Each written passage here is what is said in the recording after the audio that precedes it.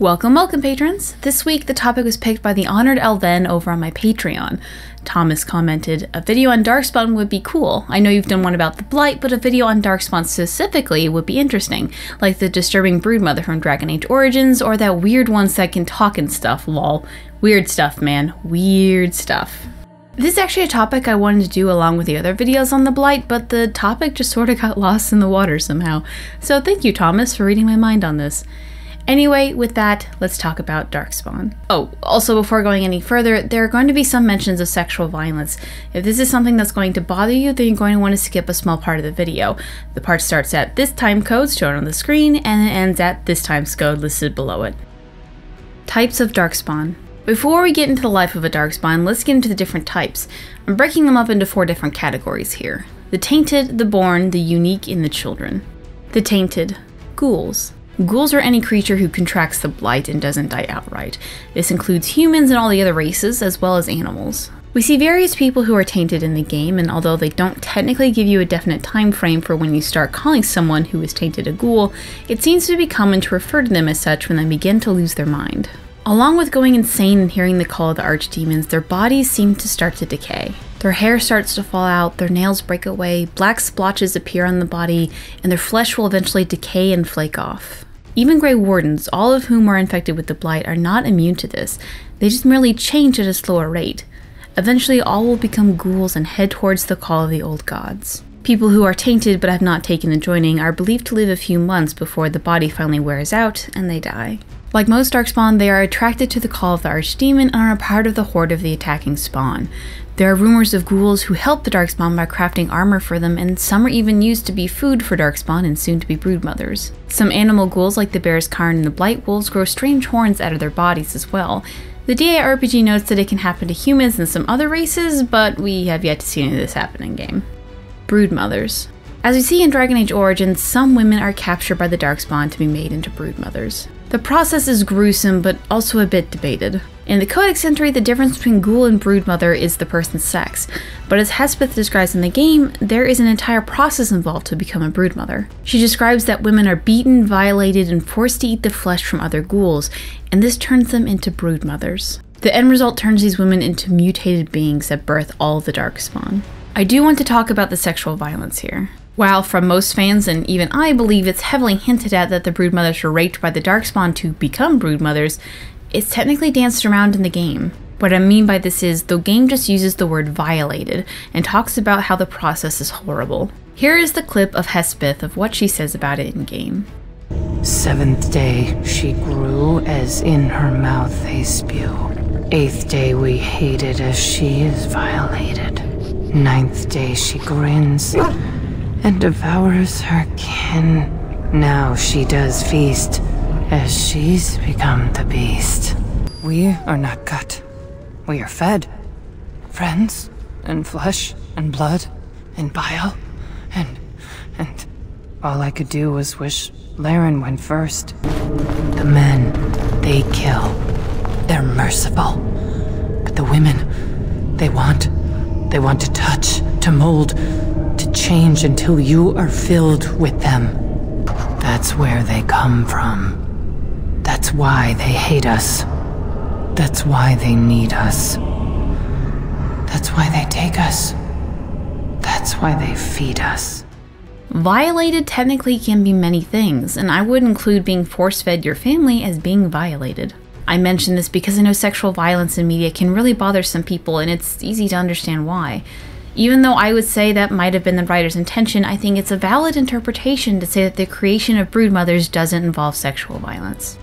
Anyway, the type of Darkspawn depends on the race of the broodmother. It's believed that broodmothers birth about 20 to 50 spawn at a time, and one broodmother is capable of birthing thousands of Darkspawn in her lifetime. We don't know how long it takes for Darkspawn pregnancy, but we can assume that broodmothers have a much longer lifespan than typical ghouls. The Born.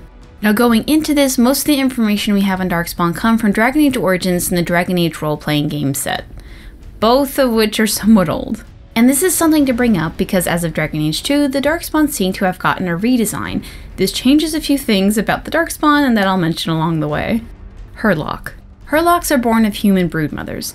Hurlock emissaries are said to be the only typical Darkspawn capable of crude speech in Dragon Age Origins, although this is later proven false in Dragon Age Inquisition, where another codex entry mentions a Hurlock Alpha speaking, and then in Awakening, where free Darkspawn are able to speak. Genlock.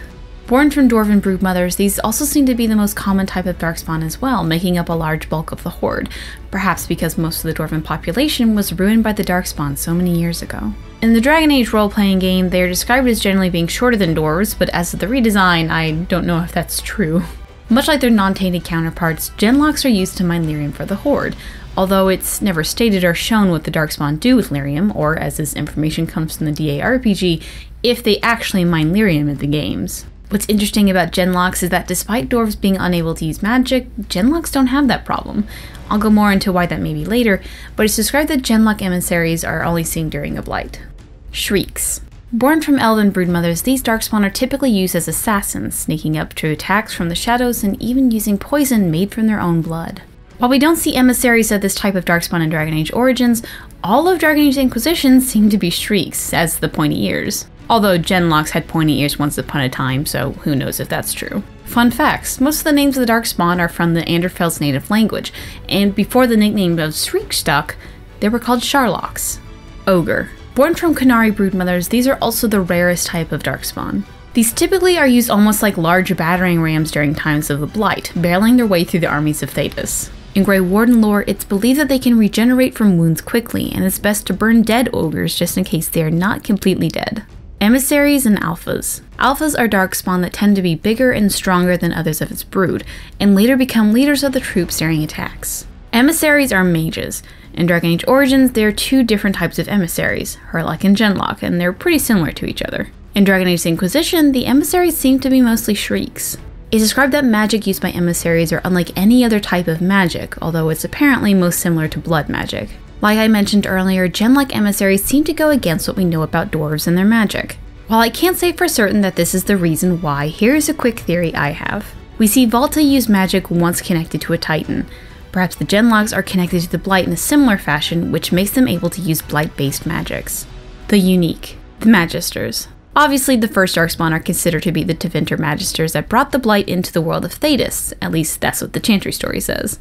While they would technically be considered ghouls, they are unlike any other ghouls we see. We're unsure how many are currently running around Thetis, but we have seen 2 of them in games. The Architect has no memory of who he was before and considers himself a Darkspawn who is very different from his people. Corypheus obviously has his memories from before, which makes me wonder how they became so different. Another codex entry makes mention of 3 large talking Darkspawn talking to each other in the deep before one attacks and eats the other. From the timing, we know that none of these Darkspawn are Corypheus, as he was locked away at this time, meaning that there is at least one other blighted Magister out in the deep roads, if not 2.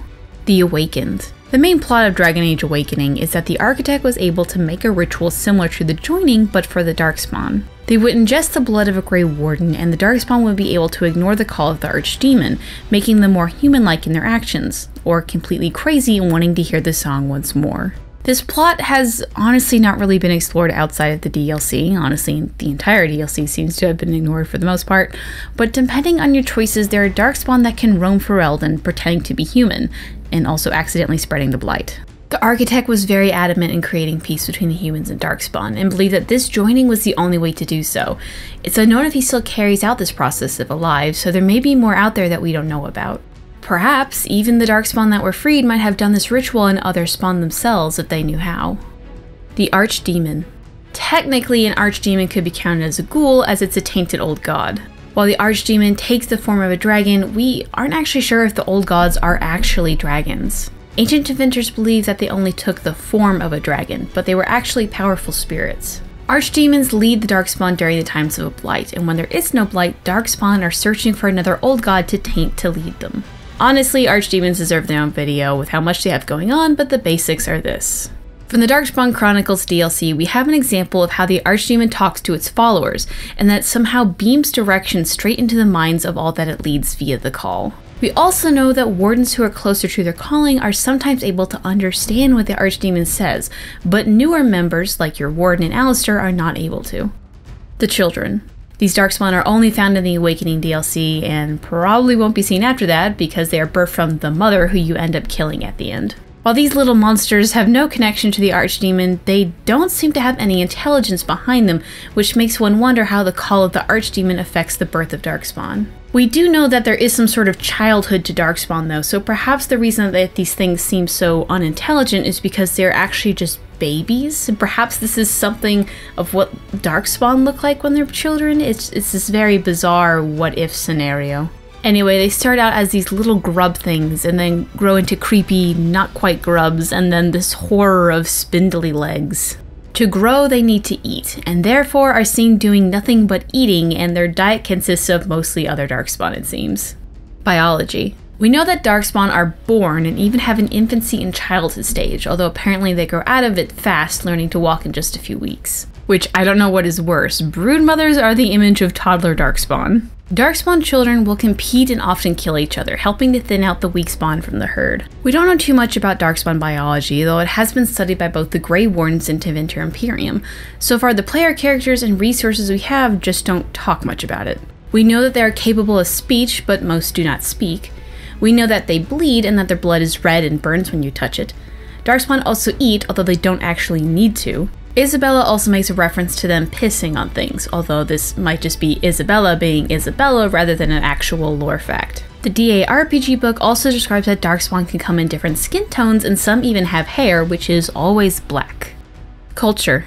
Despite the perceived lack of doing anything other than hunt for archdemons and doing what they say, Darkspawn do have a sort of culture. Hurlocks have been found with tattoos carved into them that seem to keep track of kills and deeds that they do. Genlocks are also known to construct small forts and weapons for the spawn. All armor, weapons, and other construction from the Darkspawn all look crude and pointy.